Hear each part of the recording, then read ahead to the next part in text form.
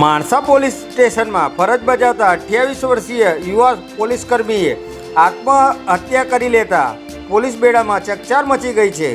આપ જોઈ રહ્યા છો નવ દ્રષ્ટિકોણ ન્યૂઝ સત્યની સાથે હું છું કાળીદાસ પરમાર। એક નજર આજના મુખ્ય સમાચાર પર।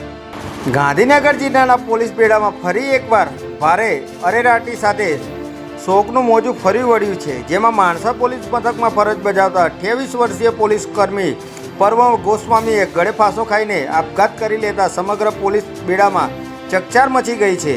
છેલ્લા 2 વર્ષથી માણસા પોલીસ સ્ટેશનમાં ફરજ બજાવતા યુવા પોલીસકર્મી પર્વ ગોસ્વામી મૂળ મહેસાણાના વતની હતા અને ગાંધીનગરના ગ્રામ ભારતી ચોકડી પાસે આવેલ સ્વપ્નિલ સોસાયટીમાં પરિવાર સાથે રહેતા હતા। ત્યારે ગઈકાલે રાત્રે પર્વભાઈ તેમના પત્ની કોઈ કામસર થોડા સમય માટે ઘરની બહાર ગયા હતા, ત્યારે તેમણે ઘરમાં ગળે પાસો ખાઈ લીધો હતો।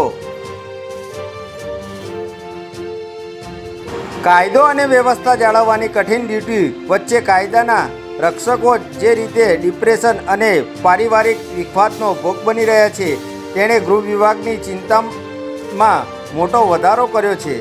વીઆઈપી ગણાતા ગાંધીનગર જિલ્લામાં જ છેલ્લા કેટલાક સમયમાં અડધો ડઝનથી વધુ સક્રિય પોલીસકર્મીઓ આપઘાત કરી ચૂક્યા છે। 28 વર્ષીય યુવા પોલીસકર્મીએ પણ આપઘાત કરી લેતા અનેક સવાલો ઊભા થયા છે। ઘટનાની જાણ થતાં જ માણસા પોલીસનો કાફલો તાત્કાલિક ઘટના સ્થળે દોડી ગયો હતો અને મૃતદેહને પોસ્ટમોર્ટમ અર્થે ખસેડી આત્મહત્યાના કારણો જાણવાના પ્રયાસો હાથ ધર્યા છે। જય હિન્દ।